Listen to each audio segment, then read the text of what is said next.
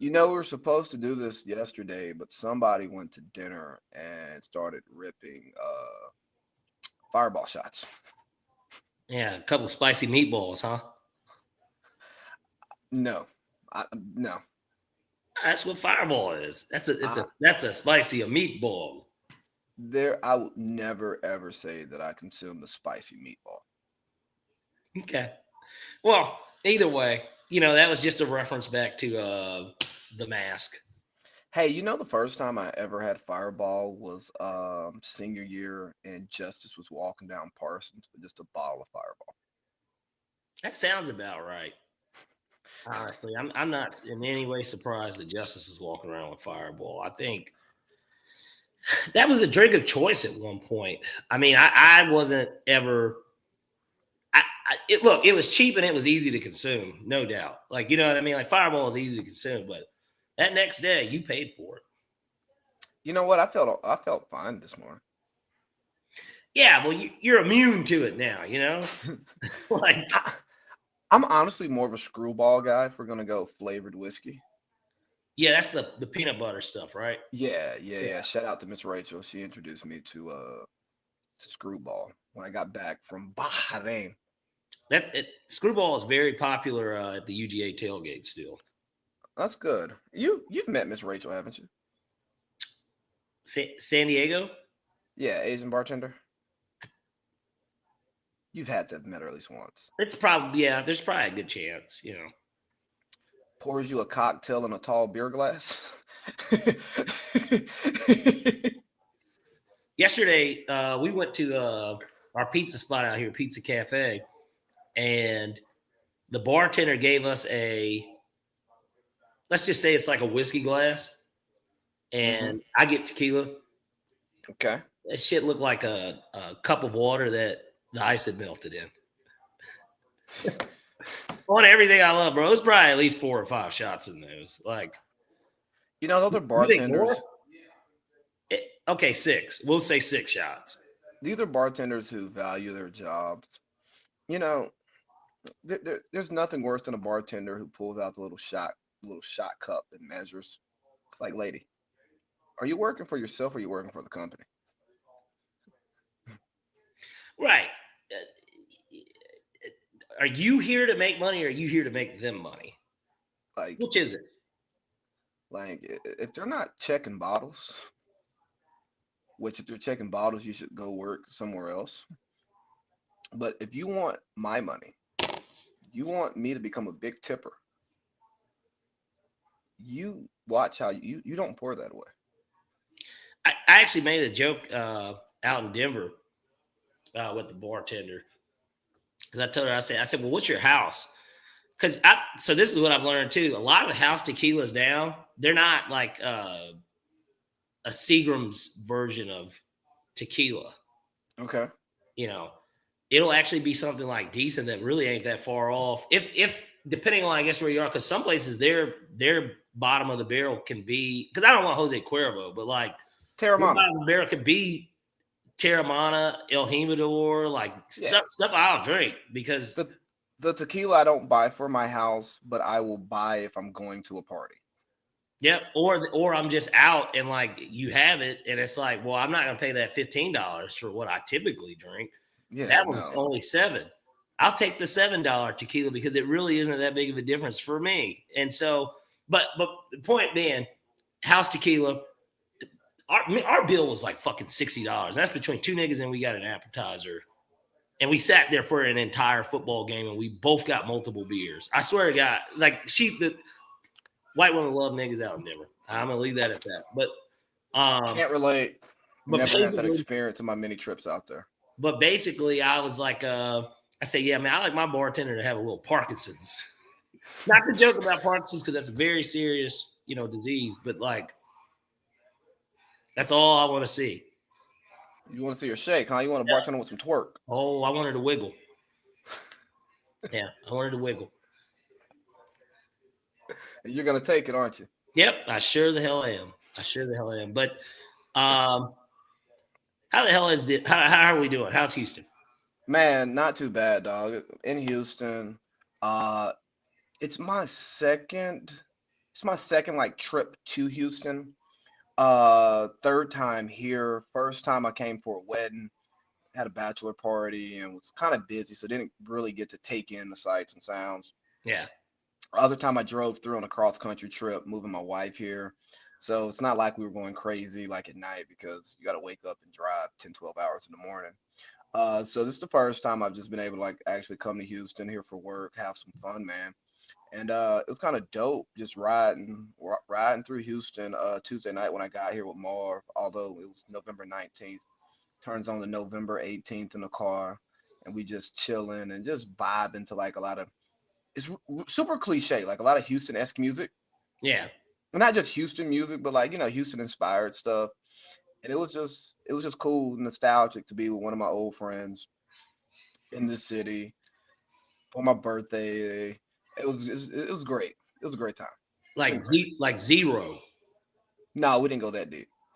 Oh. Bun No, no, B. no.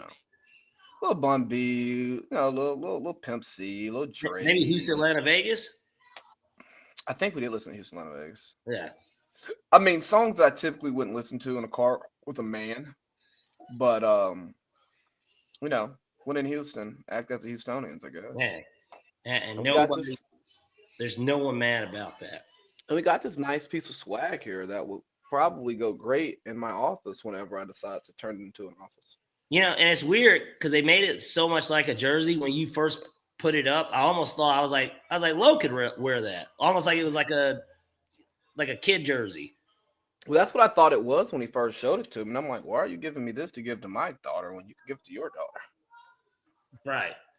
But Plus, these are Falcon households. Like, I don't well, care how nice it is. well, Like, Cindy has Lo out here slightly confused. she'll get to figure it out later on. Well, yeah, because it's kind of hard to go to Niners games when your dad has season tickets to Falcons games. Well, and you're from Georgia, so there's Yeah, that aspect of it too. you're from Albany. Hey, Georgia it's still just Georgia. That's I mean, you're not Jacksonville Jaguars. I mean, that's the next closest team in proximity, and nobody's a No, fan of the Jaguars except I don't maybe even. everybody in your hometown. They might be, but You know what? They are. They are, and they're some of the worst fans ever because they're just not objective. Like I joke around with you about Matt Ryan and Kobe. yeah. 10 times worse with Trevor Lawrence. Oh, it ain't his fault. His receivers are bad. He threw an out 5 yards out of bounds. Well, he had Calvin Ridley. He's had. I mean, look, I don't think his receiving core is great by any stretch of imagination. That's Brian Thomas Jr., Rook. I mean, he's not fully himself yet, but like Gabe Davis. always overrated player. He's super overrated. That's why Buffalo was like, fuck you. And they moved Nice. on. Bye. Yeah, they were happy to get him and Diggs out of there. And look at how that's turned out for them. I mean, it's turned out great for them, and I think it works really well for Diggs because apparently he's a killer in these streets, not like shooting people. Yeah. But he's in a city where I bet it's much easier for him to participate in his extracurriculars. Ask James Harden. I I know mean, he's a big fan there too. I mean, and he's loved there too. So look here. After being here for a couple of days and just taking in the sights and sounds, I can understand why a young single man with a lot of money would like set up shop here. I mean, I get it. yeah, it's like how when you go to a carnival and they have like the duck shooting, Yeah. it's just target practice. And I don't think, and I could be wrong because I don't work these streets at all. I think it's cheaper than Atlanta too. I don't know. I wouldn't know. But what I will say, I mean, certainly your dollar goes further just because you keep more of it there. I mean, I don't think you're competing with as many scammers and dope boys. I mean, Oh, I okay. know there's dope boys and there's athletes. They're gonna be everywhere though. I mean, And any there's major type of city, they're gonna be there. Like yeah, and there's scammers, but I don't and think Atlanta's this is a haven for that type of activity. Yeah, I mean, it's scamming capital. There are women that move here because of it. You know what I mean? The opposite. It's the opposite. There are women that know that, well, that's where the money is. So that's where I'm going. Yeah, I'll just go get me a nasty studio in College Park, and I'll put on Or one the of those really bullshit units in Buckhead. and I'll put on the bodysuit, and I'll wear my one nice pair of red bottoms, and I'll hit the clubs every night, and eventually, Bitch lives out in Forest Park. Like, and eventually somebody's gonna spend money on me. I can go be a bottle girl. or just get pregnant by one. You know, apparently guys don't like condoms and they don't like pulling out. I've heard about that. You know, I've heard about it too. Not something that I'm really into. Was never really into. You know, I did it the old-fashioned way. You did it the right way. Yeah, absolutely. The perfect First way. comes love, then comes marriage, then comes sitting in the baby carriage.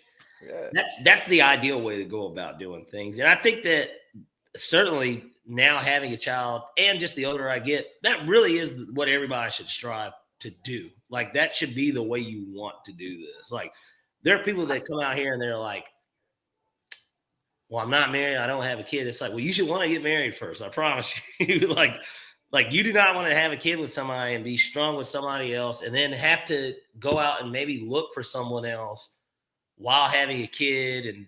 And there's nothing wrong with blended families or anything, but it's just more of like, that shouldn't be your goal.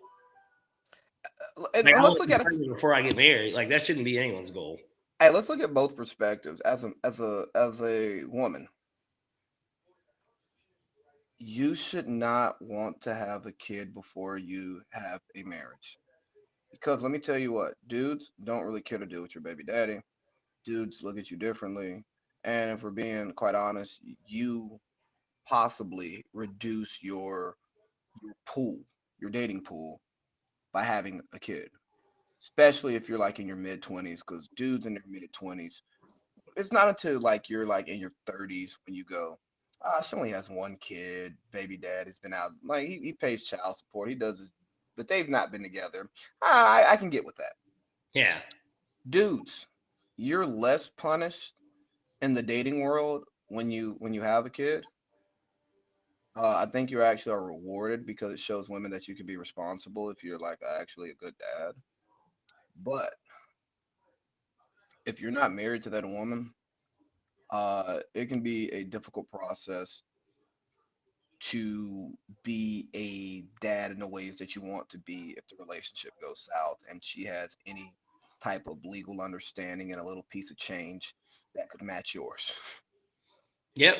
Now, if she's broke and you got money, you, you, you'll be okay. Just make Yeah. sure you sign that birth certificate and get legitimized. You're Got good. to. Got to, brother. But if you're broke and Good she's luck. got money, buddy, you're cooked. Yeah.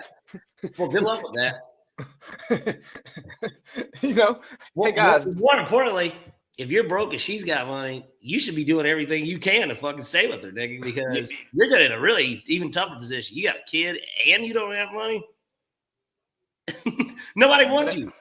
You better have some green eyes and some muscles. Right. You better be, hey, you better be looking like, who was that in Diary of a Mad Black Woman?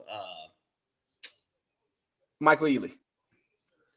Well, yeah, he's in it, but I'm talking about Shamar Moore. And I'm not saying like he's the poster boy of attractive, but I'm saying in terms of his character and how he was taken in. You know Shamar Moore has a tramp stamp? I'm not surprised. Have you ever seen that video of him like wiggling to Nelly? Yeah. So that doesn't surprise me. I'm not here to talk about people that we know or anything, but it wouldn't surprise me if somebody that we know had one. Hey, Parlay P, how you doing? I didn't ask. I'm doing good. How are you doing? You already asked me. I'm great. I'm in Houston. Yeah, well, that's true too. What are you doing this weekend, by the way? I've got married because I was out of town last weekend, but Okay. yeah, it's bye week. So that kind of, we don't have anything to necessarily look forward to. But aside from me having her this weekend, nothing. I got great news, obviously. I think we talked about this yesterday, but Yes. Yeah. well, Yeah. I officially got my wings today. So I wish you could see these wings right here in my room because I'm in a hotel right by the airport. Bush or lobby? Hobby. Or hobby. Yeah, not lobby. Hobby. Yeah, hobby. Bro, this is the fucking hood. Really? Yeah, like, man. Like a Sheraton? No. I'm at a DoubleTree. Oh, okay. The hotel's fine itself, but the area. I was walking down the street yesterday, before we got on the phone, and I ended up turning around because I saw a junkie walking towards me, and then I saw an apartment complex. I mean, the junkie's just walking down the street. Mind your own business. Yeah, and I saw an apartment complex that looked like a place that I wouldn't go to unless I was going to pick up a certain substance that I don't consume. And I was like, yeah, we need to go the other way. Good call. Go the other way.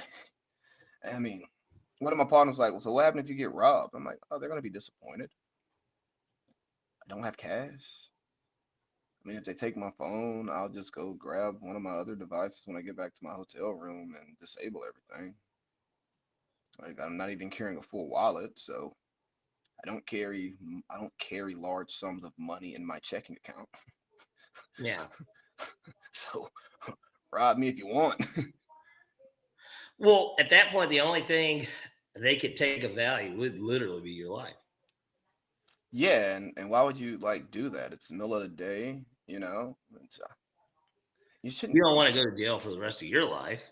They Yeah, will find you. I mean, yeah, if you Especially rob if you me, take my phone or something like. yeah, if you rob me from my wallet and stuff, you know, like I might not even call the cops. Well, I'll call the cops for the police report, you know. Yeah. But like, just to make sure, you know, if you do spend any money, I can get everything reimbursed and there's no issues here. But like, Well, it's kind of just one of those. You say, hey, get a job, and then you just look at them. like, hey man, you should consider working. And like, you get to meet people. If you work hard enough, you might even have a little bit of power. You know, you might make manager. Yeah. I mean, That's anything. I mean, McDonald's, it doesn't really matter. I mean, I've seen people climb the fast food food chain. You know, I've been in there and my summer job, man. You go back to school, you're only working weekends, and that person that you trained on the register and on the fries, they're walking around with the shift lead card now. You gotta get them to come void out your orders. Well, and that's what I was about to say. They call you over and you say, hey, how you doing, man? And then it's, yeah. Yeah. Nah, for real. Wait. Then you swipe the thing, then you do it. Yeah. I get it. I support the American hustle. Yeah. But anyways, we're not here to talk about any of the stuff we've talked about for the last 18 minutes. Do you want to go ahead and just get into it? Hey guys, I don't have my sound stuff. I was just about to say that. I was like, you want to hit the music? But I tell you, I could actually do my best for this. We are here to do one thing. Ooh, rise up, rise up.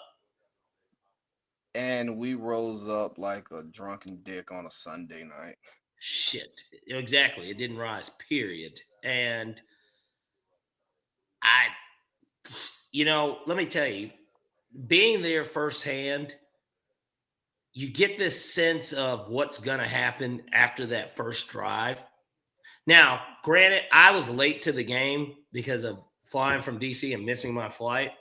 Shout outs to Boink, because Boink said, he's like, you're not going to oversleep. He's like, I can get you. And then he's like, he could take me to the airport. I'm like, no, I was like, bro, I'm going to take an Uber. I was like, you don't have to get out of bed, man. Enjoy your wife.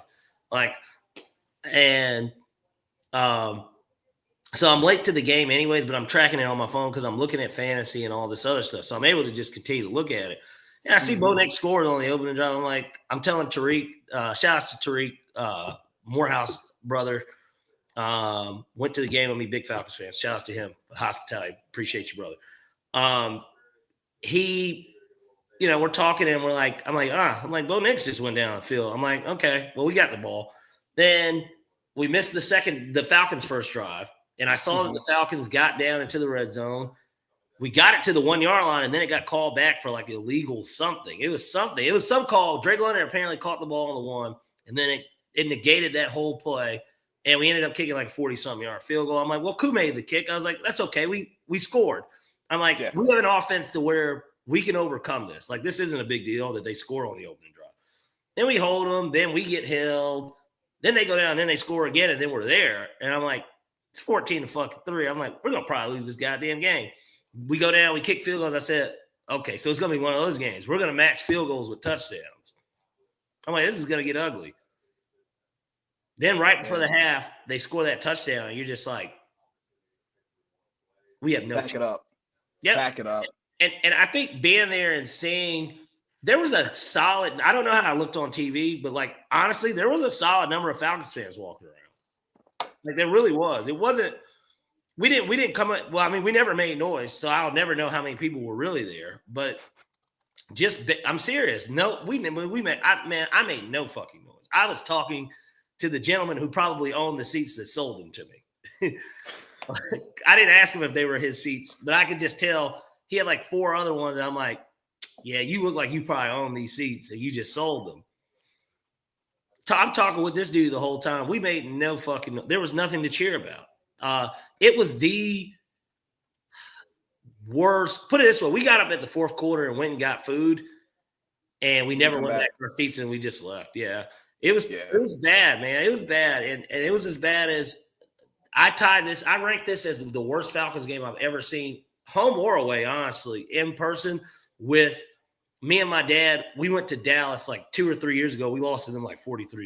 It was pretty bad, too. But that was a bad football team, too, that was playing them, and the Cowboys were a good football team at the time.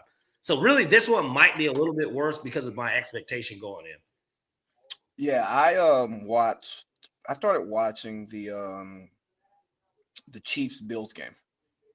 And that was the game anyways of the week. Yeah, I was like, let me watch a better football game. Like this isn't entertaining. But so we're sitting here at 6-5, and I had this thought while I was laying in bed after I got off today. And I was like, I'm not mad at Coach Raw. Did we hire the wrong guy? Like, should we have really just greased the skids for Harbaugh and even paid him an extra $2 million a year? Or why not take the guy who's won more games than only one coach in NFL history that's got more Super Bowls than anyone that's – well, hey. Rich McKay is a Falcon for life, okay? Ring of Honor 2025, baby, is coming. Yeah, Rich. Rich would have probably been the first person fired if we hired Bill. That was probably a condition of Bill taking the job. So what do you do here? Because that is exactly how the interview would have went. But Bill, that was one of the things. I think that there's been a couple of games this year where I asked myself, like, if Bill Belichick was the coach, would this have been the result? If Bill Belichick was the coach, we beat the Chiefs. If Bill Belichick is the coach, we don't get beat by Seattle the way that we did. No, our defense is much better, and I think that he could scheme a pass rush if we don't have the personnel to get a pass rush. Either that or certainly we're making our secondary such a priority to where we know we can't get the heat there, but gosh, our guys are like gloves. They're Gary Payton out there. Like, I don't think AJ Terrell gets that contract extension if Bill Belichick's the guy. You're right. He probably instead goes, and I know he kind of let him go, but he's been playing well in Minnesota. He goes out and gets Gilmore. He's like, well, he's much cheaper. He's won a DPOY under my tutelage. He still can cover, clearly. Hey, AJ, you're going to learn from him, and we'll talk about your contract during the summer. We want to keep you here. We'll reevaluate. We want to keep you here. But at one point, the second highest paid cornerback in the league, that number, no. I think my biggest issue with the defense, too, I don't know if you know this, because if you might have turned it off by then. They scored.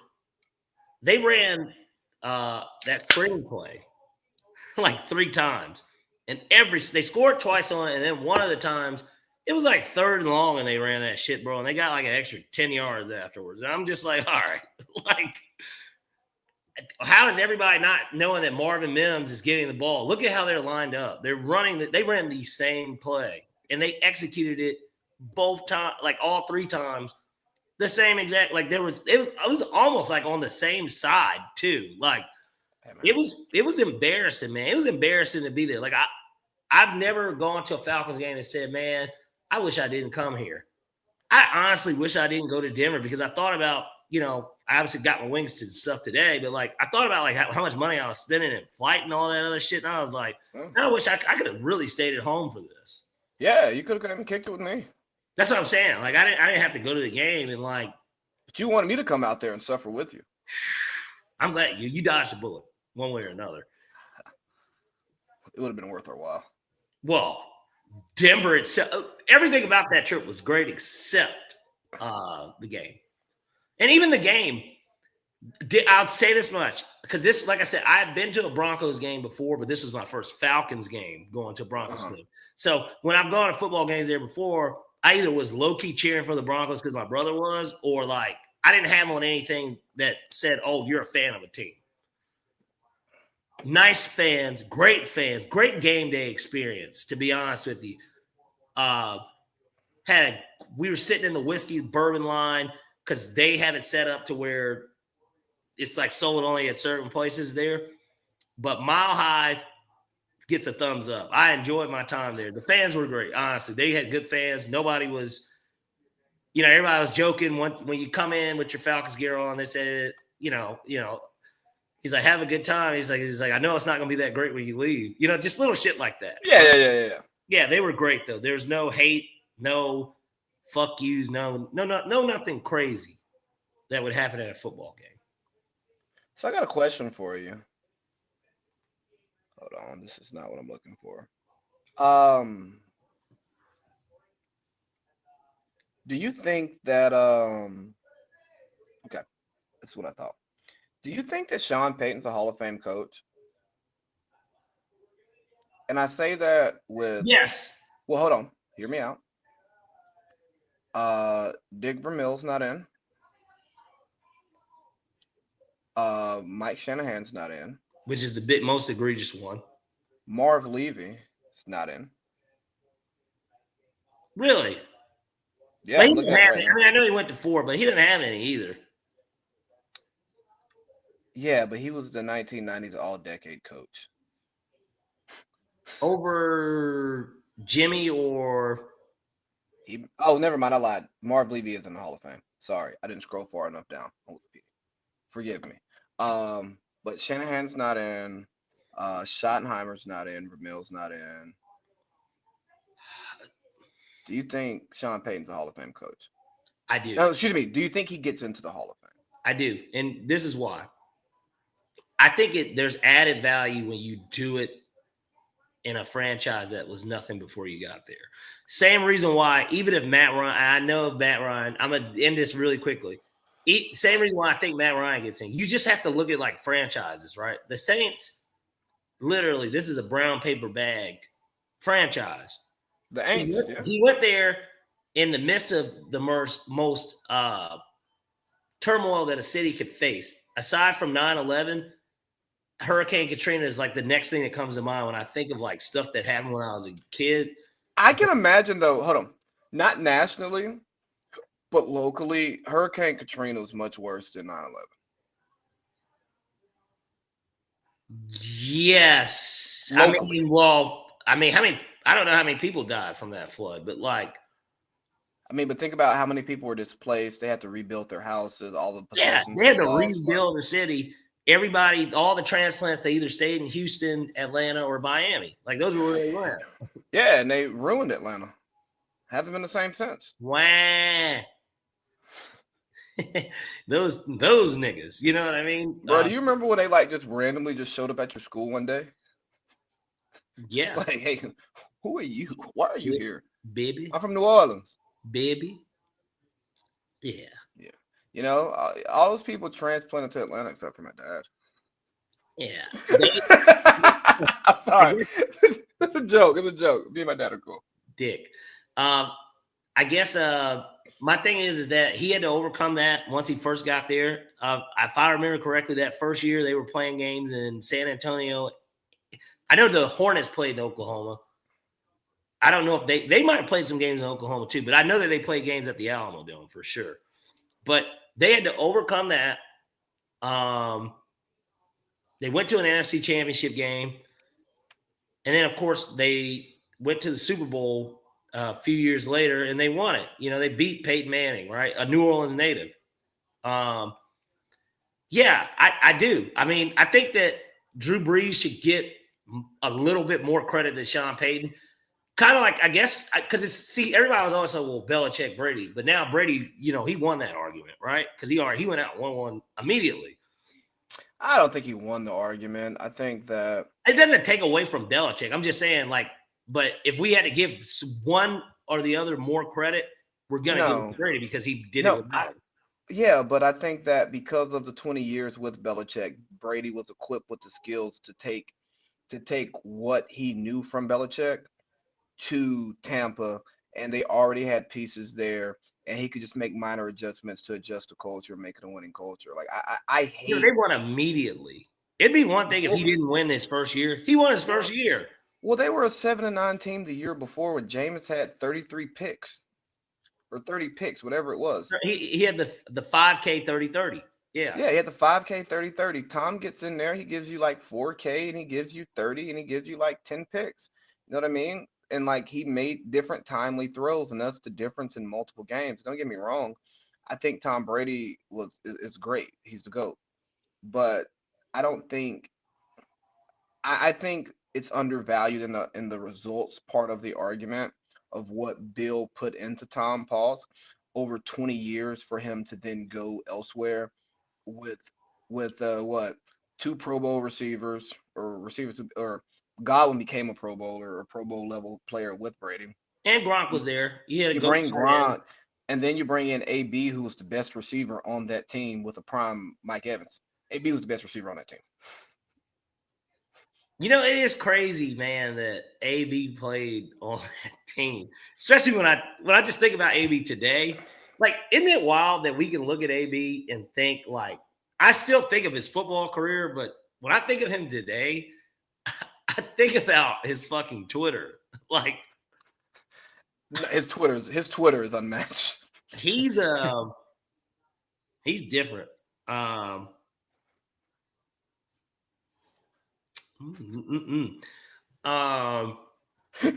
his Twitter is unhinged, and so yeah, but I'm just saying, you know, it's unlike. Have you ever used Hinge? Never. I've never used any type of. Actually, I signed up for. What was the most popular one at one point? Tinder. I used Tinder one time. I've never even actually met anyone on it, but there's like this chick. I ended up like getting news from her, but she was in Georgia. She never was in Atlanta. It felt like we even FaceTime once, but like we were like Snapchat buddies in a weird way. I've never used it and actually met somebody. No. You want to hear a funny Tinder story from college? Go ahead. So my old roommate Eric Boyd, shout out. He put us on game senior year, and I was like, we're in college. Why are we using date naps? Yeah. But whatever. So I ended up using it. I ended up matching with this chick I went to high school with, and it was like one of the funniest like little back and forth like in the little Tinder thing, because like I only like liked her because I knew her, but not because I was really trying to hook up with her. Like I probably would have, but like I wasn't pressed. She went to Tech, and we only hung out once in 4 years. Had her number, knew her parents, so it's not like I didn't have access to her throughout college. And it was just funny. I don't know. That was a pretty anticlimactic story, but I just wanted to tell it. No, look, it's funny too. I know somebody that did use it.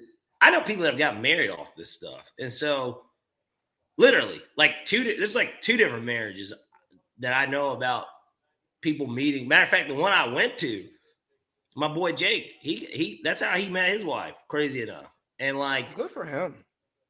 yeah, and shout outs to them. I mean, and I'm not here to talk about people's wives or anything like that, but he got a bad, like, she was gorgeous. Like, honestly, like, shout outs to him. Seriously. And either way, even my other friend, Yarb, shout outs to Yarb. Yarb, white girl I knew from high school, she got married. She ended up getting a divorce, though. And like, I've got a close friend who actually met his wife on a dating app. wasn't And Christian Mingle or anything, was it? no, I think it was Hinge. Hinge is kind of classy. Think about Farmers Only and Christian Mingle and how that shit used to be like marketed on TV, and how like digitally now everything's so app based and cloud based. But that shit used to actually be on TV, and they'd be like, "Man, get online." Like, type shit. It was like MySpace dating for TV. Well, you remember when they used to have the sex lines like on TV to call in for the nice little whoopee, so you can get you a nice little tug on. Yeah, Like, think about the poor bastards who would call the sex line to get their tug on when all you got to do is get on the hub or get on Xvids. If you're gonna pay for the freaky line, the just get sound, HD. because you're basically paying, think about it, you're paying for sound though. Like, basically somebody like Just telling you what like they are. You're like, oh, like, yeah, just upgrade your cable package and watch some HBO porn, man. a little Hotel Erotica. I think that's what one of Yeah, them is called. or hop on MTV I and know that's what one of them is called. watch Undressed on MTV where they just make out in the bed. You know, or get that virus package, man, and go at it on the internet. Like, just as long as you get a virus. Think about how common viruses used to be back in the day. Because Hey, it you was want a to hear? real thing. Like, that used to be a real thing. Like, you could easily get it. There was a virus one time on one of our office computers, and it was the craziest fucking shit. It was like What were you doing, buddy? it was nothing that like I did. I didn't do it, at least. I don't know who did it, but I also don't think anyone did it, because that computer, it'd be one thing if it was like a laptop. That computer was out in the office. Nobody's jacking off in that office. Like, the way that So you think? no, I'm saying the way that it's set up, you're like right in front of the door. It would have been odd to do it. I tell you what, either that or you weren't jacking off and you just wanted to like rub yourself and look at it. But point being, I don't think any of it, I don't know what happened, but it was the craziest like shit ever. Hey, Like, I'd ever seen. It was like a dog, like with a Japanese woman, bro, and it would not go off the screen. dog, I gave my computer a virus, so I'm an only child, and I had So we knew who it came from. well, yeah, I had a computer in my room. Like, my mom never used the home computer, so I was in the AOL chat rooms looking at the webcam chicks. Yeah. Hopped into one of those links. Had to have a long conversation with my mom. Well, because she knew how I got there. Well, yeah. But luckily, she kind of already knew that I was doing those things, because we did it one day at one of my friends' houses, and my cousins told my mom that I directed them to it. And then, me being the young kid that I was, I told my mom how I learned how to do it, and ended up diming out one of my older cousins. Shout out. But like, my mom didn't tell her mom or nothing, and I didn't even get in trouble for that. Like, my mom just Should like, you, I don't think so. as a growing man, Man, I like, was in that's, middle. I don't know. I mean, that's I was, natural. Like, I think I was even in for middle school. girls, it's natural, right? Like, to I was in want middle to school. know what about that. And unless, even if you have a conversation, that's one of those things everybody finds out their own way. Like, I saw my first set of jugs when I was I want to say like first, second grade. Uh, my mom comes to pick me up from New Orleans after spending the summer with my dad, and she brought like a couple of people with her, like family members. So we go to Bourbon, and I remember this blonde chick. She's up on one of the balconies. Bro, it's daytime. oh, you're talking about naked. Yeah. Oh, And like, I'm just sitting there walking, talking to my parents, and all of a sudden, just this big set of white knockers. She's just shaking, and I look, and then I turn my face a little bit, and then I'm still looking at the corner of my eye. That was summer between third and fourth grade, I believe. Like, Did she get the beads that she was desiring? don't know. Didn't matter. Didn't matter to me. I was Yeah. fucking 8. You just enjoying the show. I'm not mad at that. Have you done Mardi Gras before? So No. no, like No. no. If you got to say all that, it's no. Well, I did it. I was trying to think because that's the end of February into March or something. It depends on the year. It's like, like 40. It's so many days out from Easter. So my freshman year at Morehouse, it fell during our spring break. Really? So yeah, I hop a ride with my man's Chad, RIP, and go down there, stay with my pops. And me not really knowing how my pops is gonna treat me at 19, like I mean we're cool, but I like hadn't been under his care in a Right. while. Cause when you get to high school, bro, you got sports all summer. You ain't going to see your dad for 2 weeks, 3 weeks. Like, I got practice.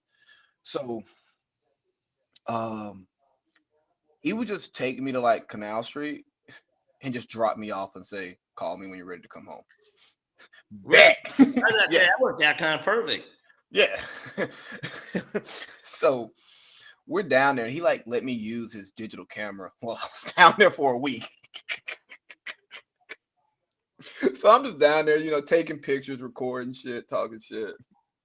And the thing we were doing, it was like to the beat of the Braves. Oh, so you just go up to chicks. You like, show your titties, show. And I remember doing it, and I like snapped the picture perfectly. Shorty had like nipples pierced. So true girls gone wild type of scene. No, like it was crazy down there. I remember like I was walking down the street one night because I'm 19, so you got to be selective about where you get your booze from. You pretty much got to buy the street shots because they're not letting you in a bar. Right. And I remember like, damn, I want a beer. Dude just reaches into his book bag, pulls out a Budweiser. Here, don't mind if I do. Right. Yeah, nah, like Mardi Gras is actually fun. I kind of want to go back as an adult and like take in like the cultural side of it, watch more of the parade, party a little bit, but take in the That's not the cultural number side. one thing anymore. Like Go to like the Zulu ball and stuff, like, really take in the culture because I'm half New Orleans nigga, but I don't really know my New Orleans roots like that. I don't then you're a speak Falcons that. fan. Well, yeah, I hate Sean Payton. Yeah. We're not really talking Falcons first, but that game was personal. I told the people there too. I said, honestly, this wouldn't be so bad if I didn't hate you guys as coach. I was like, you guys know why I hate your coach. But I said, he's got a punchable face. And I'll never forget, the year after the Super Bowl, we played them at home and he did the choke sign to Devonta Freeman. Yeah. It's just the wildest shit to do as a coach in the middle of a game.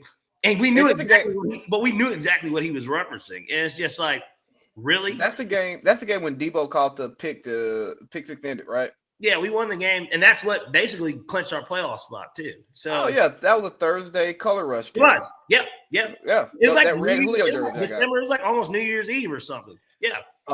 I've got an epic Snapchat rant from after that game. Really? Yeah. Were you talking shit?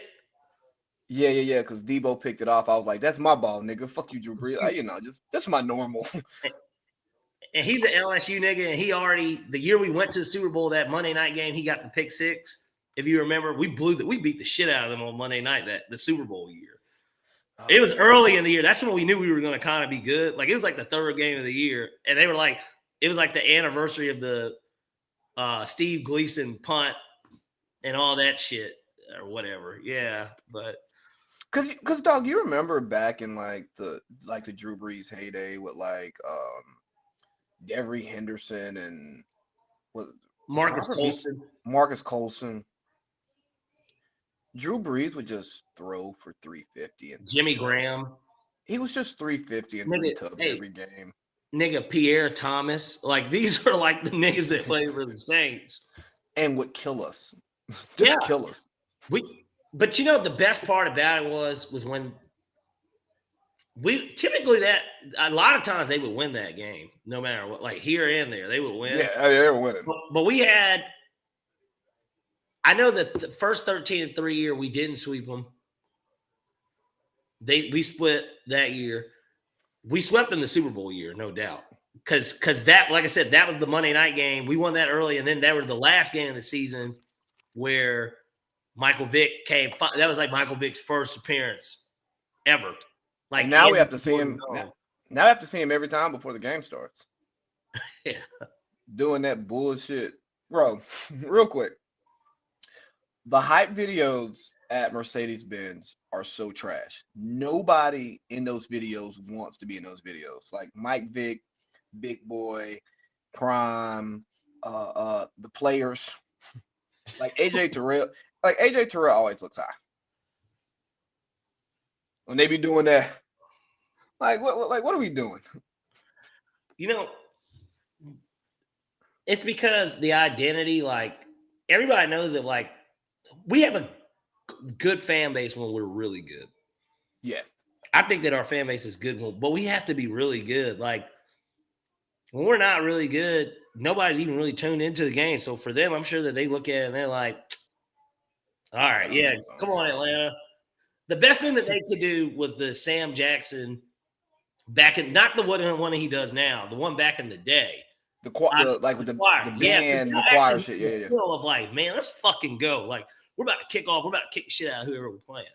But I'll say the one thing that the Falcons do well, and maybe they do it too well, is tap into the Black culture of Atlanta and understand how much that is a thing in that arena. Like having Big Tigger on the ones and twos and PT down there.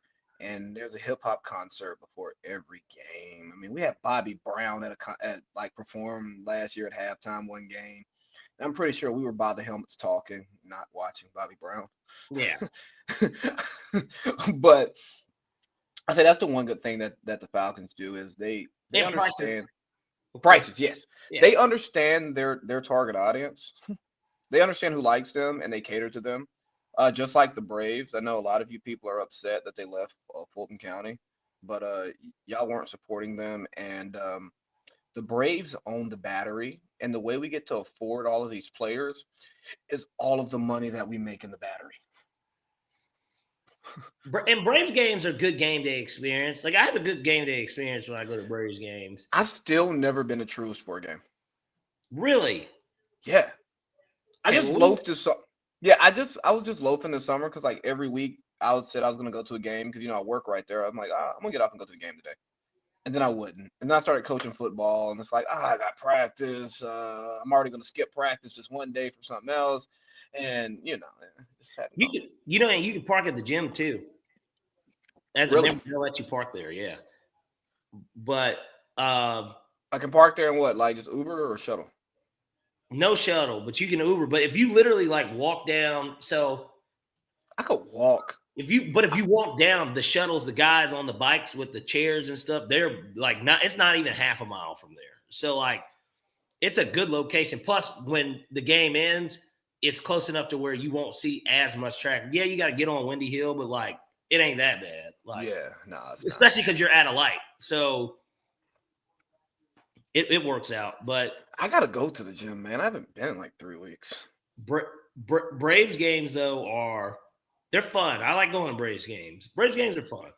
So I didn't realize you. I mean, I should have by the dues.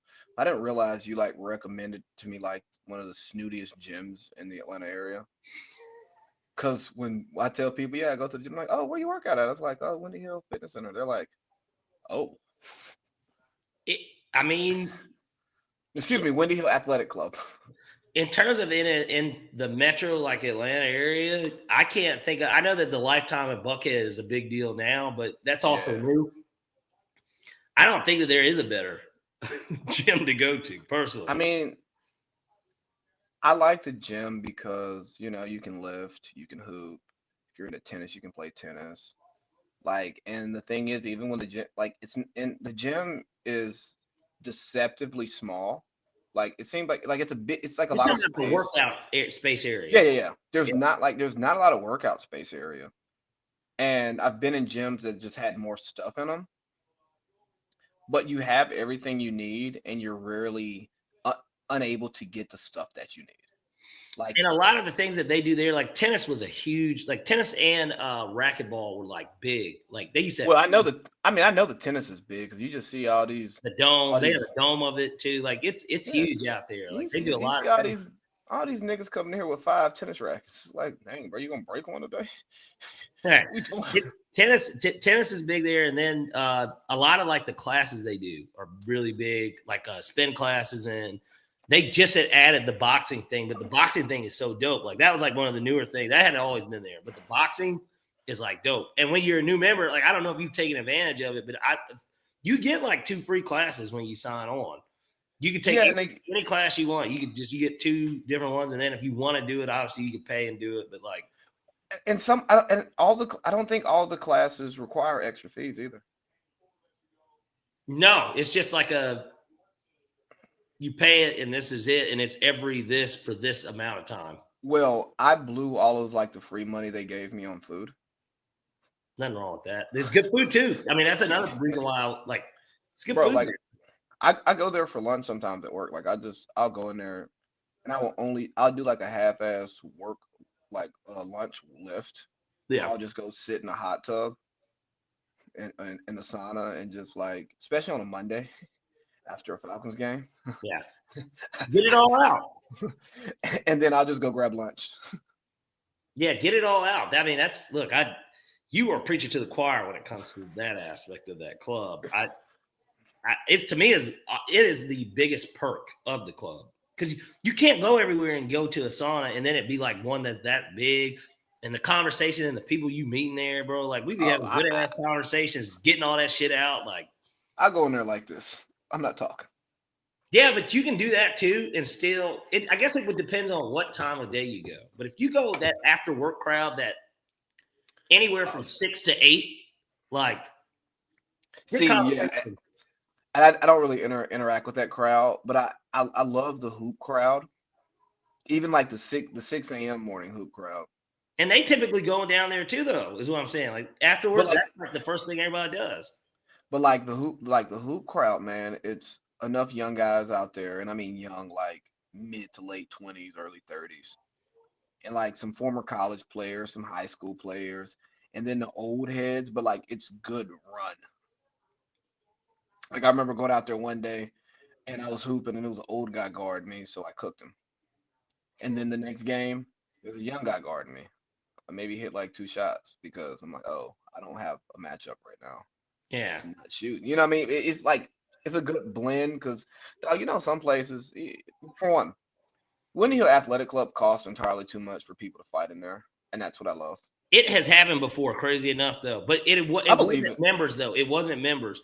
Because, you can get guests and stuff in. It was a bunch of niggas that came in. And I'm not going to lie. We used to be like, especially when I was in high school, bro, we would get every nigga we knew like to come up there because we would want to like on Saturdays at that 9:30 to like 1. Mhm. We were like, nah, man. It was man, no, we're staying on the A court. Like, you know what I mean? Like, we're not fucking losing, especially and they wanted to play against us, right? They're like the Mount Vernon high school kids that are up here. And we're playing against other niggas in high school too that we can't play against normally. And it's just like you Yeah. niggas aren't that good. Like we're ranked top 10 in the state. It's just like we're about to fucking beat y'all. It was crazy. Yeah, nah, but like that's honestly, it's a great experience. And for those of you who can afford it, I would tell you all to spend money on your gym membership. It's not about the equipment, it's about the atmosphere and the people. Especially if you're talking about a gym with a basketball court and you like to hoop. Stay away from LA Fitness, man. They let pores in there. Like, dog, I'm sorry. They let When you're, ports in there. bro, when you're an adult professional, the last thing you want to do is like hoop with pores. You mean niggas that have nothing to lose? Yes, poors. Yeah. I gotta find a way to brand this whole poors thing because, like, on both podcasts, I really lean into like my disdain for being around the poors. You know, pores is really code word for something else. Not to me. It ain't got a color to it. Oh, okay. I'm not saying that it does because there are whites that are pores, but they're also not the ones that are hooping at LA Fitness. It's Well, niggas. no. That's Yeah. what it is. Well, yeah. And we're It's talking not about, just but I tell you what, not niggas is a bad way to do it. Ain't shit niggas. Is that fair? parlay. Parlay P. Do you like to be in a bar with poor people? No. I don't like to be around poor adults at all. You know, kids, they can't help that they're poor. I'm all about helping out poor kids because I don't want you to be poor when you grow up. I don't want you to think being poor is okay. Right. But like poor adults, I mean, friends, family, all of that. Like, dog, I don't want to be around your poor ass. A lot of excuse making and like Man, you know, if this wouldn't happen, dog, you know what I'm saying? I would have been killed. No, you wouldn't. You didn't kill anything ever in life. You were average at everything. You were niggas, average to below you average were at throwing sports. shit in life. No, bro, you were bad at sports. You were bad at school. You didn't get girls. You couldn't dress. You wasn't funny. Like, honestly, dog, you fit the description of somebody who I'd expect to be poor as an adult. I mean, way to shit on somebody's entire life right now. But bro, you know it's true though. I know, but I'm thinking about it. You're basically you told them you get no bitches, nobody laughs at what you have to say. Niggas didn't even want to be your friends. Like, Ah, dog, you was just around because your cousin was cool. or better yet, nigga, you just went to school with me. I had to deal with you because you know Nigga, your you locker, your locker was next to mine in the locker room, bro. Our grandmamas went to church together, so like, I just know you. But like, but like, and here's the thing: I get into it with some of these community growing ass niggas. You know, people want to change the world. yeah. I'm like, dog. You know, those of us who live, you know, these decent lives, our lives don't get to be decent without like poor people, like unskilled people, dumb people, people with hot heads who can't control themselves and can never like see the bigger picture. Yeah. Like, like we don't get to be as cool as we are because there's no comparison to them if they don't exist. And the opportunities that we create or that we've worked to earn, they don't exist if there aren't people who we get to be better than. And not like a better human being, but better at said thing. You know what I'm saying? Like, Look, I go back to our Morehouse brother. You don't know darkness without light, and you don't know light without darkness. Like, bingo. these are the things that have to be a part of life. That's why I was like, not everybody. You know, when teachers do say that shit to people, like basically you can be anything in the world. It's true, but it isn't true. Like, it's No, it's very untrue. no, no. Everybody cannot be what they want to be. Everybody can be something, but they can't be what they want to be. And like, we need people that work at McDonald's, bro. Like if everybody thought that they were too good to work at McDonald's, McDonald's wouldn't be McDonald's. Like, Bro, I used to say this all the time when I was in the Marine Corps. And my last two jobs, I was around I had like more senior people working for me. And I'm like, man, you need those junior Marines to sweep the office and take out the trash because all you entitled fucks think you're above doing it because you've been in for so long and you just don't have to do it anymore. And not to say that like because you're young and inexperienced that you're just, a complete waste of space. yeah, you're not a waste of space, but like if our office is dirty, our office stinks, we're not functioning in a way that we need to, and we're not presenting the way that we're supposed to. Like we need all levels to make this thing work. So like you need rich people, you need poor people. You need dumb people, you need smart people. You need ugly people, you need pretty people. Like you need diversity in all of these things because I'll tell you as a guy who doesn't consider himself like drop dead gorgeous, I don't create the personality that I have and the work ethic that I have without having a lisp and being called black as hell pretty much my whole childhood. You know what I'm saying? Because those things that some people could see as negative traits made me work on other things to make sure that people don't highlight my quote unquote negative traits and they look at my positive traits. You know what I'm saying? Yeah. I see exactly what you're saying. And it's another way too to even embrace that stuff in a sense of like Oh yeah. somebody might think that shit's funny as hell, nigga. Like, you know what I mean? And Well, like, especially, and I feel for my dark brothers because no. Julian has expressed this stuff, and like, I was never somebody that like made fun of like the niggas that were really dark. There was one dude they used to, especially because Chappelle Show was so popular in middle school, right? Like, niggas were like the darkness, everybody darkness. That I know that Bruh. that one was overran. Oh golly, soundtrack of my middle school, high school, dog. You got white boys walking up to you. Look at darkness, and you just like, It's like, yeah, God, I guess I am yeah. kind of dark. Like, you know. But I'll tell you, dog, it became a way to like flame niggas, like especially in college. Because when somebody like makes a black joke, it's just like, oh, hey man, I'm 20. You think I've never been told I'm black? It's like, hey guys, everybody can identify something. Let's talk about this square ass nigga right here. Like, you know. Like, hey, and like, like you're not a big joke making guy. You're not a joning guy. No, I'm not. That's why even when we were gonna do the thing for Boinks, I was like, I'm gonna be honest. I said I didn't know how to roast him. Like, I'm like, I don't know. No, You know, no, like, we'd have to be drunk as shit and just like talking shit. well, yeah, that's you. Like, you say funny shit when you're talking to people. Like somebody says something, you go, look at this fucking penis. Like that. But like as somebody who Jones, somebody was like, oh man, nigga, shut your black ass up. You'll be sitting there and you ain't even got no joke ready. You're just like, all right, dog. Get all your black jokes out, okay? Just get your black jokes out, the obvious ones. Yeah. Talk about my lisp, okay? Okay, yeah, okay. When you get done with those jokes, then I have a response for you. Well, now I've given myself 3 minutes to cook up a joke Yeah. Well, and and take the steam out of there. even for them, it's like we know your material.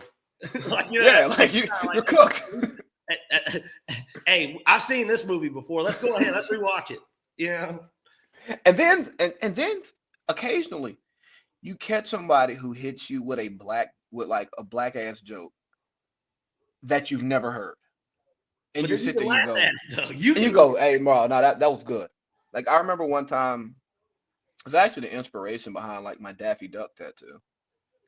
I was like on the bus coming back from football camp, and we in the back of the bus, Joan and all this shit. And this nigga was just like, nigga, anybody ever just called you Daffy Duck? And I was like, what? He was like, you black as hell with a lisp. Ain't nobody ever got. I was like, nah, bro, that's the first time. And I sat there, I was like, dude, that was good. Even the way he delivered it, because he didn't even deliver it as a joke. He like asked a serious question and that's what makes while it so still making a joke. Yeah, then 8 years later, I got it tattooed on my arm. And when people say, yeah, it's fun. I never dealt with like that, honestly. But I like as a kid, like I was kind of quiet. And the thing was, if there was anything that anyone would say to me, I used to get like the pretty boy like type stuff because like my hair was long. oh yeah, Like, well, nah. And I tell you what, there's even some nigga that one time was like, man, you look like a girl type shit. Because my hair I had really long hair. And, even with that, it's just like, well, I'm not, though. So it's just like, but, some people might find that funny. Like, yeah. yeah, you do kind of look like a bitch, like type thing. But, Yo, nigga, don't tell me I look like a bitch. well, no, I'm not. Well, they didn't. I know they didn't say that. It's I'm more of just like you look like a girl, like your hair, like nigga, you look like a girl, like, Princess P, like little shit like that. yeah. Yeah. Yeah. But Golly, we're so off topic. Do you want to talk about our education thing, or do you want to talk about the bad product that's the NBA? And see, whichever one you choose, you ISO because I've got to use the bathroom. Okay. I was going to say, let's save the education for next week. I think that saving education is going to make the most sense. Yeah, I'd much rather record that in studio form. And yeah, but that's such a that conversation, we don't have enough time. Like that conversation will actually eat up a good bit of our time. So we can pivot to the NBA and everything. Hey, can we do Tuesday next week, by the way? Yeah, Tuesday's fine. Yeah, I got to pick up my wife from the airport Wednesday evening, and the last thing I really want to do is like pod before I do that. Understood. I'm with you 100%. Yeah, so we can pivot to the NBA, and the biggest thing with the NBA, everybody's asking, well, what's wrong with the NBA? Why are the ratings down? Adam Silver comes at everybody and he says, well, we had a major event. The election was a big deal. It typically always is. It only comes around every 4 years.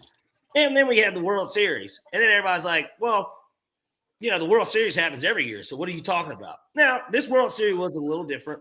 A lot of star power, New York, LA, Yankees, Dodgers. So, this was a little bit of a bigger deal of a World Series. So there's no issues with him saying these things. But it's cap of shit. The reality of the reason why the NBA viewership is down is because the product honestly isn't that good. And that's just the truth. And that's from somebody that's watched plenty of basketball, bets on it all the time. I watch it because I bet on it. But it's really not that enjoyable of a product anymore. It doesn't feel the same. And maybe it's a nostalgia factor for me. And it's not even a Kobe Bryant thing. But I just remember back in the day, nigga, the high school debates that we had in that era, high school, even college too, that era of basketball was so great. It's like T-Mac or Kobe or Braun. Yeah, these were real conversations. And we'd have it every day. Yeah, but with no new points. And Nike continued to fuel it with the fucking Kobe LeBron puppet shit. It's like Kobe's he's like LeBron's going around doing the powder shit, and then basically he's like just make sure you don't get my rings dirty, type shit. Because these were the legitimate arguments. Everybody's like, well, look at LeBron's stats. He's dropping triple doubles every other game. And then everybody's like, well, Kobe's dropping 30. And he's winning. He winning. LeBron winning regular season games and not doing shit in the playoffs, but Kobe coming through in the playoffs. Now you can't use that Shaq shit no more. And especially if you look back at those Lakers teams, we're not about to get into this whole conversation because that we can go on forever with this. But that's an example. That in itself is an example, though, of hearkening back to that time. That's why we can go back and forth about it even still today. Bro, can we even have a and look at TV? Can we have a spirited debate that gets heated on who the best player in the NBA is right now? I don't even think we'd argue. I don't even think less people care. I don't think people care as much. And it's a good thing in terms of parity because there are so many options. There are options. There are legitimately 4 people, I think, in the NBA today that you can legitimately say he's currently the best player in the world. Jokic being the most popular answer. But yeah, but you could easily say Luka, as bad as his defense, and we can get on that clip of the deep. He let Collins just shoot a fucking shot on him. But you could say Luka, you could say Jokic. Some people say Shea. Some people could say Shea. You could say Jason. You could say Ant-Man. You could say Jason Tatum. The way Anthony Davis is playing this year, you can say him. He looks like if the Lakers can finish in the top 4, honestly, I wouldn't be surprised if he won MVP this year because he does look like that. You could say Giannis. Of course, yeah, of course. Some people, he hasn't played well this year, but you could Embiid can still be in that conversation, and you're not stupid to put him in that conversation. There are niggas that will still say LeBron is the best player in the league, which is not far-fetched. But we won't. KD, right before he just got injured again, they were 9-1. He's playing really good ball too still. But if we had that argument, we're not gonna have veins coming out of our neck, yelling and spitting on each other about it the way we did. And it's a lot of things. I think the NBA has turned their back on America. Like they've turned their back on the American style of basketball play. And bro, I just think it's racial. Like they're promoting the Euros. They're promoting no, I'm being honest. They're promoting like this analytics based like threes and layups. Dog, that's not how niggas play basketball.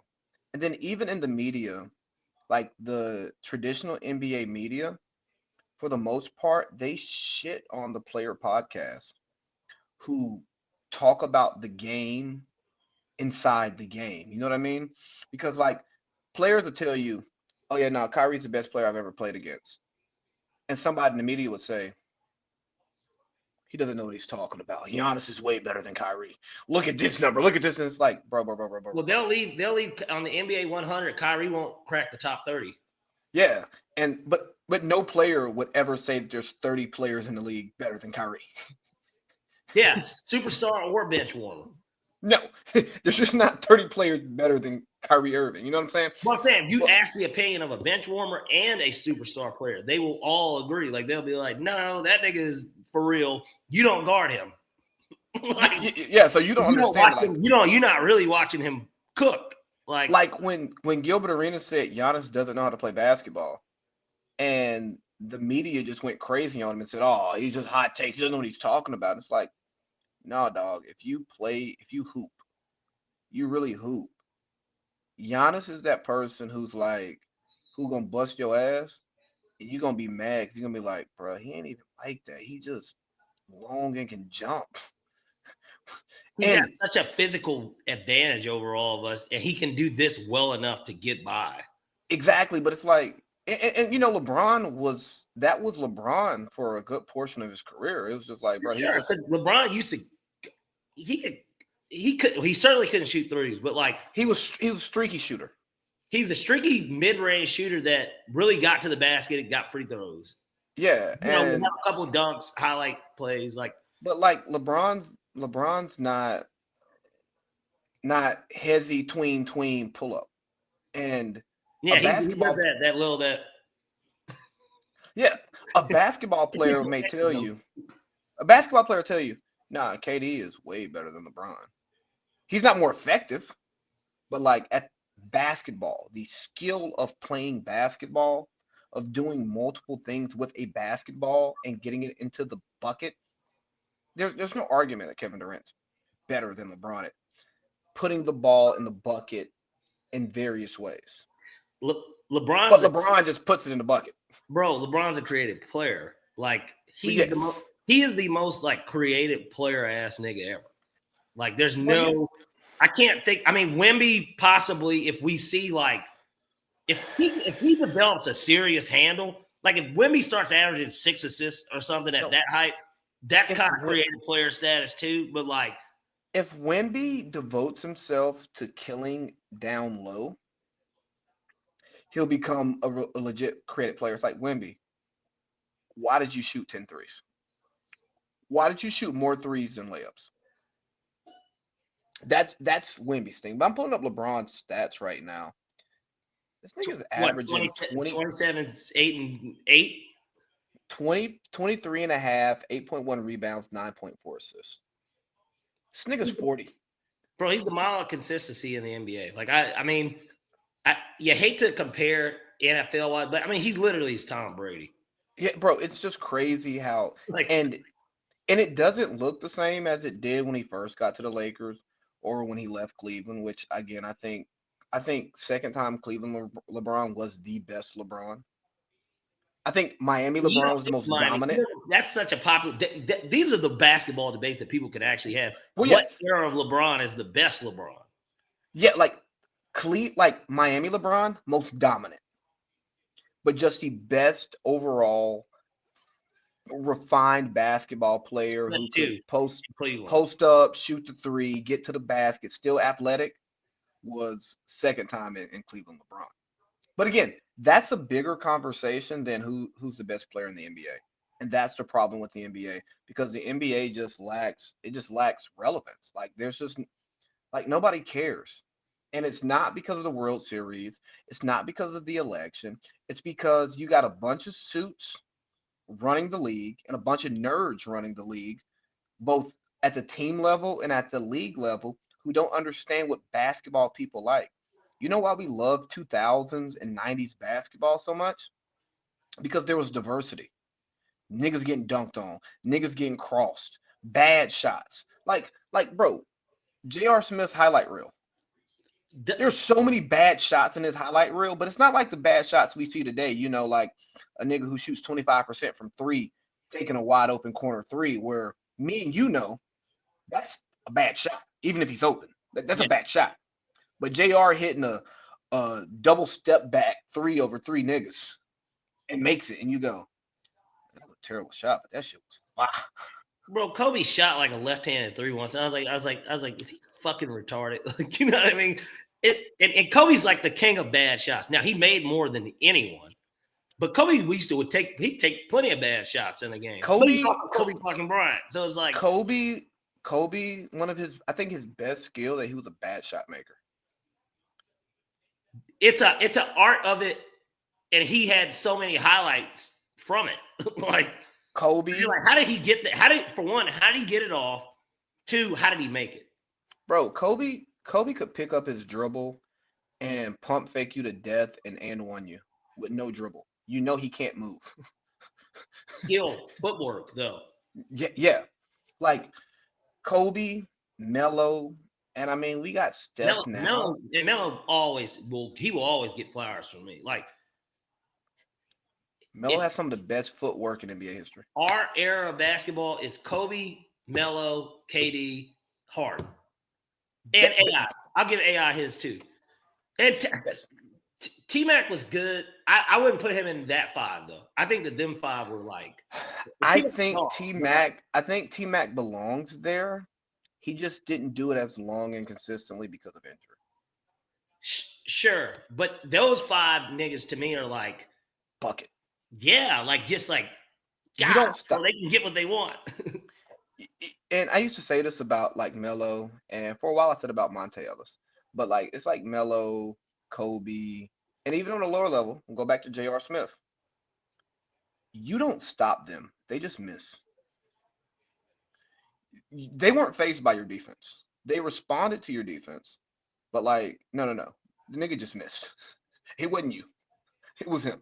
Right. And I think another problem with the NBA is these guys are using these same trainers who, again, weren't NBA players, who are teaching them these move packages.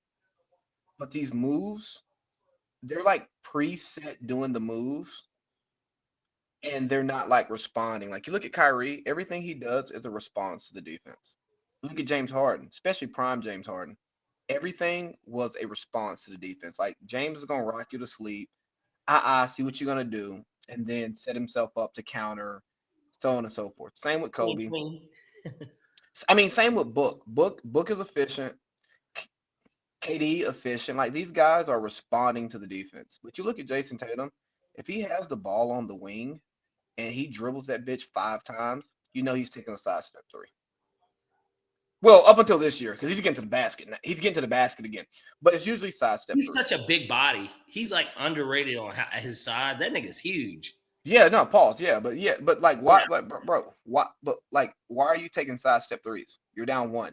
Get to the cup. You can shoot free throws. But like they're using these preset move packages, and the worst part is it influences basketball at lower levels because dog, I'll be playing pickup with a nigga and nigga will beat me off a jab. He would just jab, I'll go, and instead of him just ripping through or just going that way, the nigga will like bring it back and start dancing. I'm like, bro, I was beat. Brought me back. or like you'll be on a nigga's hip and they could just do a strong hand layup and then they'll euro back across your body. And it's like, bro, I'm on your hip. I can't block your shot. The only thing I can do is foul you. We're in pickup. I'm not gonna foul you unless it's game point. And then if I can foul you on game point, I'm gonna wrap you up before you even like. It's like as soon as I'm on your hip, I'm just wrapping you up, check ball up top. But like, dog, you just euroed back into me. and I ripped it out because I was not where you were trying to go. I was where you were trying to avoid. And you see that same stuff in the NBA, man. It's just bad basketball. And the worst part is we love playoff basketball because it's intense. You see more mid-range, you see less of the bullshit, but they could do that every night. And let's not forget that we got the fucking nerds out here saying, "Hey, you can't play tonight. Too tired. You need a break." The readings we have on here are saying that you're hurt. Well, maybe the players are like getting hurt more because they're not playing basketball. They don't practice. Like you saw the shit with Philly, where uh the players came to Nick Nurse and say, "Hey, bro, we need to practice harder." Yeah. How crazy is that? And then they respond to them.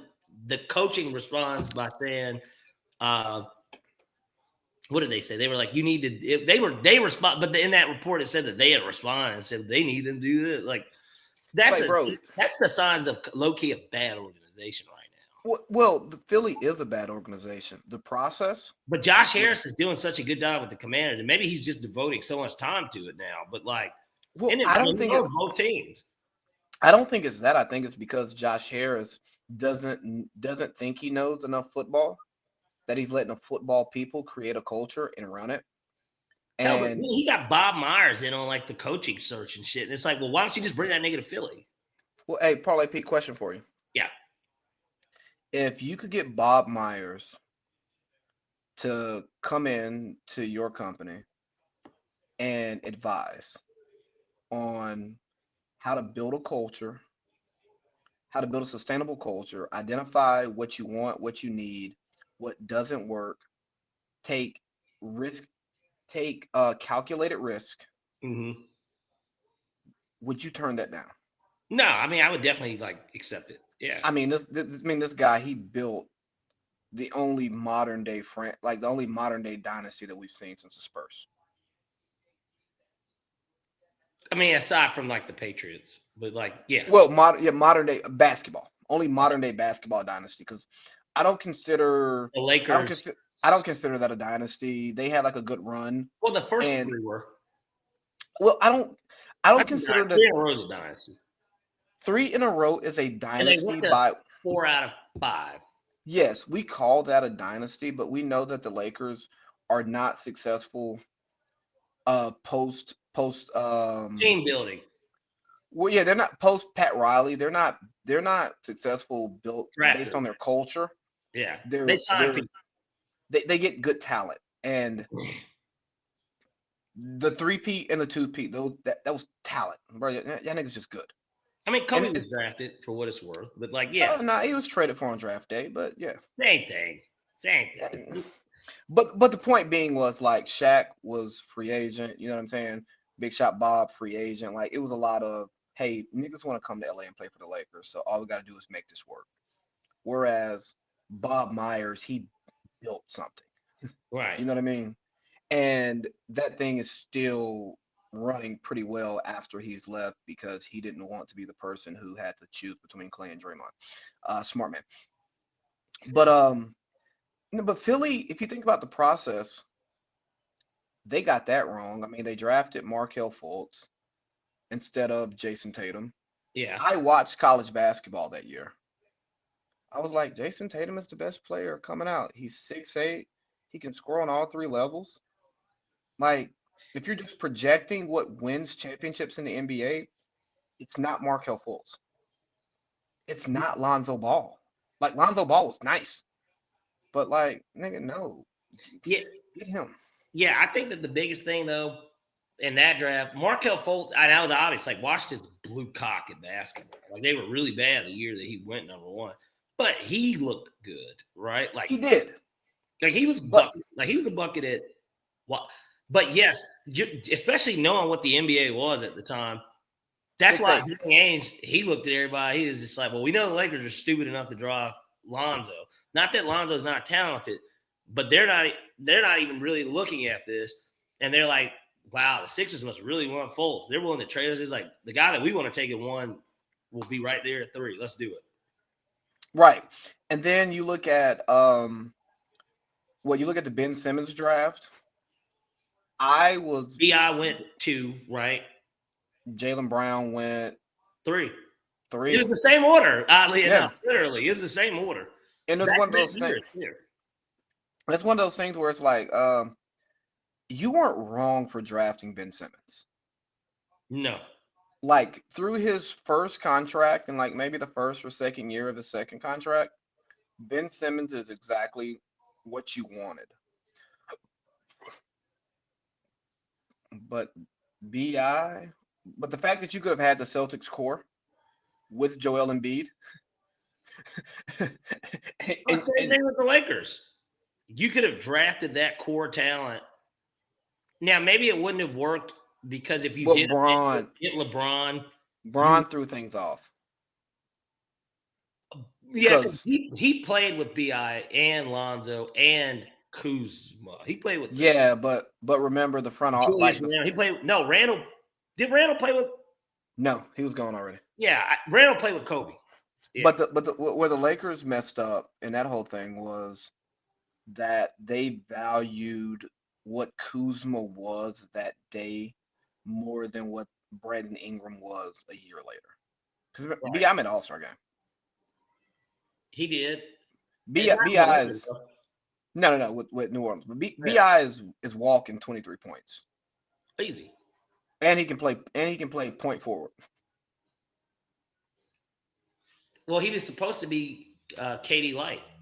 That's what they said. I didn't. He's not the same player because he's not nearly the scorer that KD is. He's not But nearly I the get it, scorer. the size and The handle, size, the lanky, skinny, and even the and handle. Even kind of his handle is like, oh, shit. you know. But let's hit this NBA All. Hold on. Let's hit NBA All-Star game. Let's hit Joel Embiid being late, and let's get to the picks because damn, it's time for me to go to dinner. Yeah, you got 8 minutes. I'm shocked. All right. Joel Embiid being late. Back to Philly just being a shit organization. They're a shit organization that got lucky with Ben Simmons and Embiid and the Jimmy Butler trade, and then the James Harden trade. That they looked like they were reasonably competent, but they're a bad organization. And they kind of have been for a long time, too, if you really look at it. Guys like Drew Holiday used to hold together those teams. And it was, fortunately for them, Derrick Rose got hurt that year. Like, these are the bright spots of that era post Larry Brown AI. And even then, it seemed like there were issues, right? Like that, it seemed like there were issues even then because of the issues that Larry Brown and AI had. But yeah, they're just a shit organization. And I think that when you allow stuff like that, it sets a precedence for what the rest of the team has to be. And that's why, to me, they're 2-11. Actually, 2-12 now. They lost last night. I texted Sean earlier today, and we might need to get Sean on soon with the Eagles being hot and the Sixers being terrible. Yeah. And so I just texted him earlier. I was like, man, how you feeling about the Sixers? He was like, pretty sure it's exploding from the inside, but I'm glad we have 2 starting guards for the next 10 years in McCain and Maxey. He was like, I'm pretty sure the Thunders have our first rounder. I was like, yeah, that's what it sounds like. So you think y'all retool around Maxey and McCain? He was like, yeah. Not even mad about Yabusele. He's playing great. It's sad because Embiid looked back to form last night, but PG is hurt and Maxey isn't back to 100% yet. I'm a Paul George fan, so I hate to see the way this thing is happening, but I'm more of a Sean Daly fan. And I hate to see somebody who is like a legit sports fan. I think he's a sports fan before he's a Philly sports fan. To know that his team has had opportunities and has had talent, but management has just been so fucked that they just haven't been able to figure it out. Their best shot at this whole thing was always going to be the Jimmy Butler year. That team was so loaded. They had JJ Redick on. Like, that team was loaded. Like, they were loaded. That team, they had a good Tobias Harris with Jimmy Butler.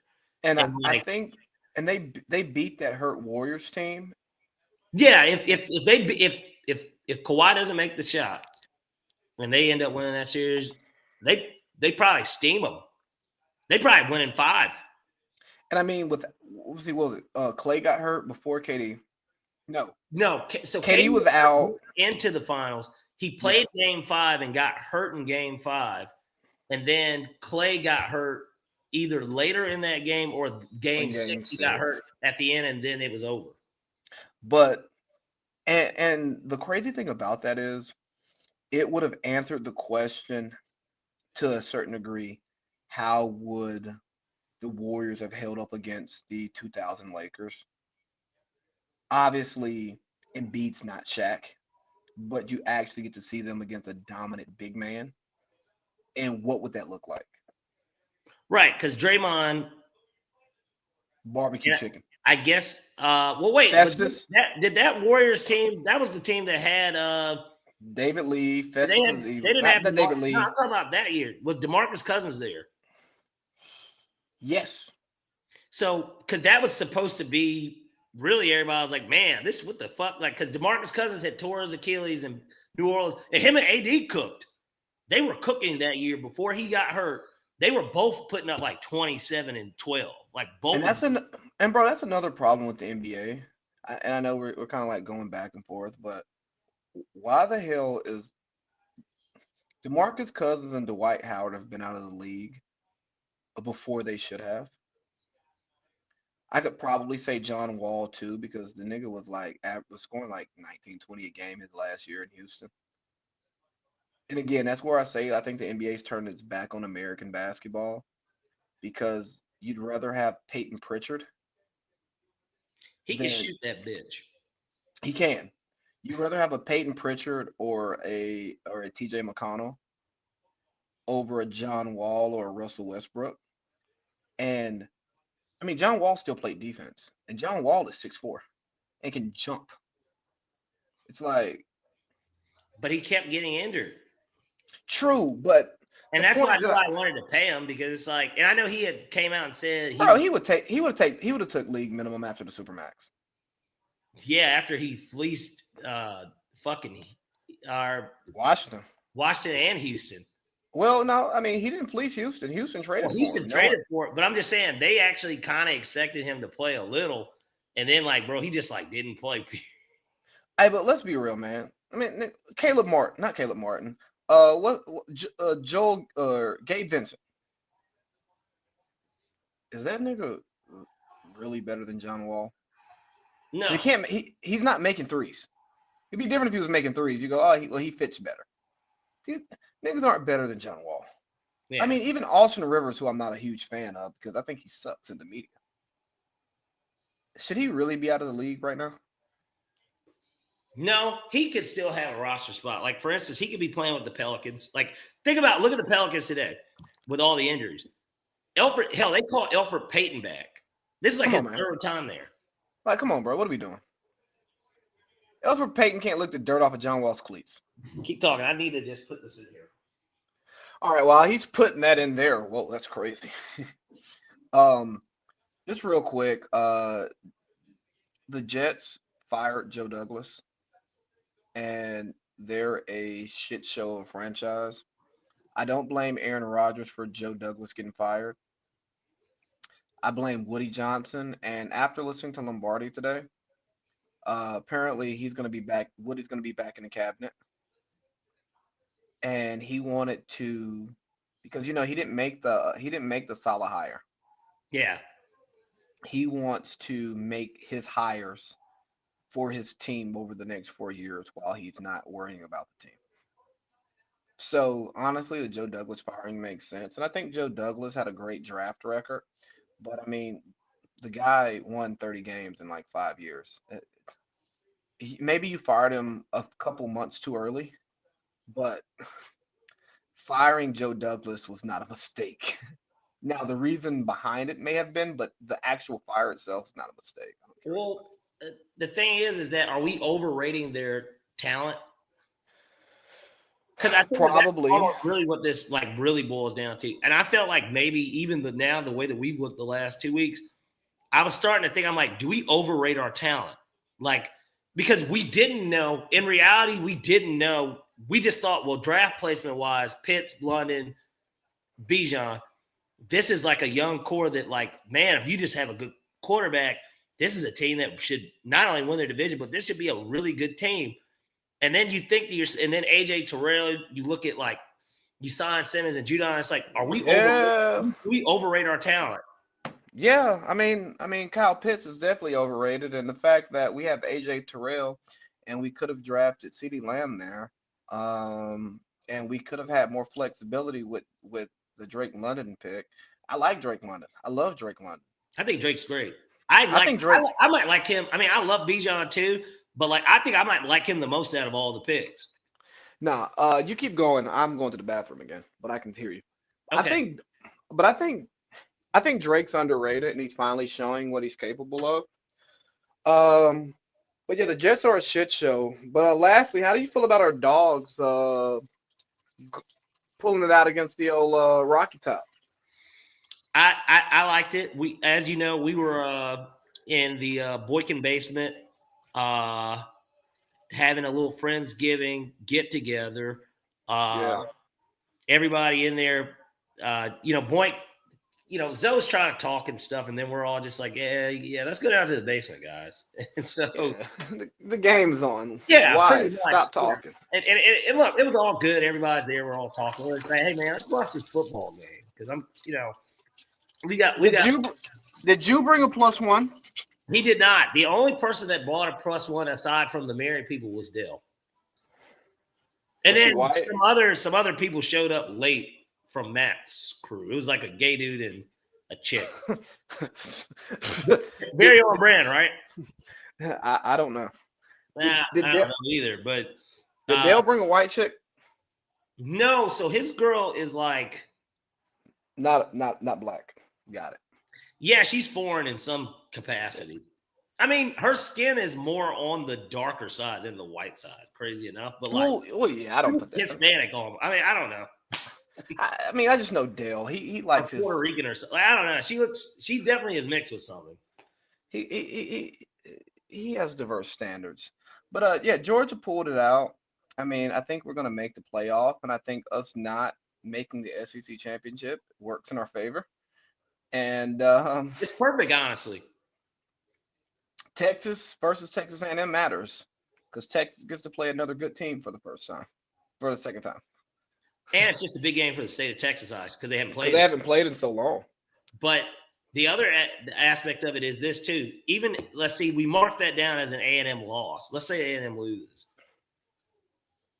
If A&M loses, in a weird way, they haven't came out yet and said how that's going to work, how that tiebreaker is going to work. But assuming that Bama, Georgia, Tennessee, and Ole Miss all went out, there's like going to be like a 4 or 5 way tie for that. And if you're A&M, how can anyone look at A&M in such a negative light when their 2 losses would be – because they've only lost to Notre Dame, right?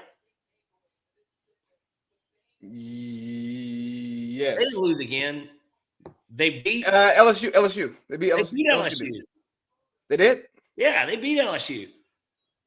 Oh, shit. I think they only have 1 loss. I don't know why everybody's like undervaluing that 1 loss from them because they're not even in the top 15. I think they did lose again. They are. I'm about to look at their schedule. They're second in the SEC. Yeah, they beat LSU. They lost to South Carolina. Okay, there we go. It was the South Carolina loss. So never South mind. Carolina's good. They're the best like team that, like, when somebody looks at like 6-4 record, they're like, man, I don't want to play them. Like, especially on the road. So tiebreaker. In the event of a tie between teams competing for a place in the conference championship, the following procedures will be used in descending order until the tie is broken. Head-to-head competition amongst tied teams, record versus all common conference opponents. Among tied teams, record against highest, best placed common conference opponent in the conference standings, and proceeding through the conference standings among the tied teams. Cumulative conference winning percentage of all conference opponents among the tied teams. Capped relative total scoring margin versus all conference opponents among the tied teams. Random draw of the tied teams. So I don't feel like doing all the math to figure out how that works out. I'm just gonna wait for them to tell me who gets in after we beat Georgia Tech. Okay, yeah, that's a fair way to look at that too. But hey, let's get to these fucking picks, man. It's 7:05. Yeah, I know you're. I know you. That's what I was about to say. I was like, you're running a little behind, bud. All right, let's get it going. We'll start off. Ladies and gentlemen, it's time for Parlay Pete's College Football Six Pack. Sorry, I'm not six. I'm not as loud today because I'm in a hotel and I don't want to disturb my neighbors. Yeah, and I'll quickly run through these and be very brief.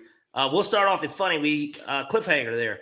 We got Texas A&M and Auburn. Give me Texas A&M money. Have no idea why.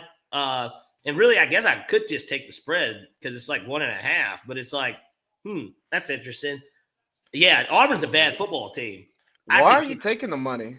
What are the like minus 130 on the money? But I mean, let's say that they do win by 1. You know, that's that. I mean, the odds aren't that different. But give me Texas A&M money line at Auburn. Very easy. Next, we got BYU at Arizona State. This is somewhat of a elimination game. I actually like BYU to bounce back.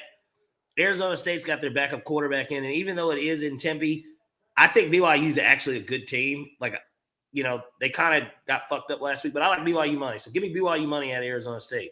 Next, we're going to go with the servicemen again in this game. I did this with Navy against Notre Dame. I actually like Army a little bit more than Navy, though. Give me Army plus 14.5 at Navy. I mean, at Notre Dame, rather. I think that Army's a decent team. I think that they're a lot tougher than Navy. And when Navy played them, from my understanding, the quarterback was hurt. But give me Army plus 14.5. Next, we got Ole Miss at Florida. I like under 55.5. Enough said. I don't think Florida puts points on the board. Next, we got Alabama at Oklahoma. Alabama wants to go ahead and get that surefire, you know, we beat the fuck out of Oklahoma this year. I like Alabama minus 13.5, especially a week before the Iron Bowl. Give me Alabama minus 13.5. And then finally, probably the game of the week, Indiana at Ohio State. I'm buying a point here, but give me Ohio State minus 9.5. Indiana hasn't played anyone, and I just don't believe that the talent is there to cover that spread, personally. Hey, I missed the game after Army. Mississippi at Florida under 55.5 because Florida's not going to score points. They're not. So it sounds like you're taking Ole Miss on the spread. It's like the spread's like 12. I mean, that's a weird. And Florida does play defense. I'm just saying they're not going to score. You say under 55.5? Yeah, I like under 55.5. Well, if you like the under, you like the favorite. So, okay. We got A&M money line, BYU money line, Army plus 15.5. Ole Miss versus Florida under 55.5. Bama minus 13.5. Ohio State minus 9.5. Yep. Love it. And I put up the wrong thing. I put up college football preview. CFP. Ladies and gentlemen, it's time for Parlay Pete's NFL Six Pack. 666. All right. Decent little slate. Thank God we don't have to sweat up the Falcons this week. All right, but we'll start this thing off right. Minnesota at Chicago. I think it's time Chicago for them to get a win, honestly. And like this would be a timely win. I looked up the weather. It's supposed to be chilly there, and I believe that it's going to be snowing. I actually like the Bears on the money line. They're my dog of the week. So give me Chicago money line at home against Minnesota. Next, we got Tampa at New York. It's DeVito time. I don't see it. No Super Mario Brothers shit going on here today. Give me Tampa and Baker with Mike Evans back. Tampa money. Next, we got the Tennessee Titans at the Houston Texans. Weird spot. I actually like the over here. The over is 39.5. I don't know why. I just feel like Houston's going to score enough points to get it, and Tennessee can get to like 14. I think this is cash. So give me over 39.5 in the Texans our Titans at Texas. Next, we got the 49ers at Green Bay. This is going to be like that game of the week Tom Brady's probably calling at Lambeau. Yeah, they said that Brock Purdy had inflammation. The Packers are a really good price with that. Give me the Packers money line, minus 150. I like Green Bay. Next, very important division game, almost in an elimination game. Arizona at Seattle. Give me Seattle at home minus 1 because they beat us, and I think that the buck stops here with the Cardinals and all that. I like Seattle minus 1 at home. And then finally, we got the Harbaugh Bowl. Now, everybody knows typically how this game goes because they played twice and both results have been the same, and I believe that it moves on to 3-0. By the way, Lamar Jackson has the greatest Monday Night Football stats of all time. He's literally thrown 20 touchdowns, no picks. He's 6-2 in Monday night games, so he has lost on Monday night, but he has arguably like the greatest stat line ever for any quarterback with a minimum of 4 Monday night games. I like them on the money line at home. I don't believe in the Chargers, and a part of me wants them to win because then they have to come here, and then then there's the letdown spot. But we'll see. But Ravens money line. All right, so we got Bears on the money line, Bucks on the money line, Titans and Texans over 39.5, Packers on the money line, Seahawks -1, and Baltimore on the money line. You like it, I love it. And when you love it, that means it's time for Lee's 3. Lee's 3. 3. So I'm going to make it a little bit different than usual. I usually go 2 NFL, 1 college, but this week I like where Parlay Pete's going. I'm really sticking my Johnson out here this week. So I'm going to take Bama -13.5 because I just think they beat the shit out of a bad Oklahoma team. Yeah. I'm going to take Ohio State -9.5. I know Signetti said Google me, and you know what? I've Googled your schedule. You've played nobody. And then we're going to close it out with Baltimore. Give me Lamar on Monday Night Football. Just shit on Jim's parade because, I like Lamar. I don't really care for Jim, even though I wanted Jim to be my coach. If Jim's not my coach, I don't like him. Yeah. So that's Lee's 3. Hey, Parlay Pete, good talking to you, man. As always, brother. I hope you enjoy Houston a little bit more and enjoy the game tonight. I know that you'll be in the comfort of great people that you work with. Absolutely, dog. I'll holler at you. All right, brother. Take care. Yep.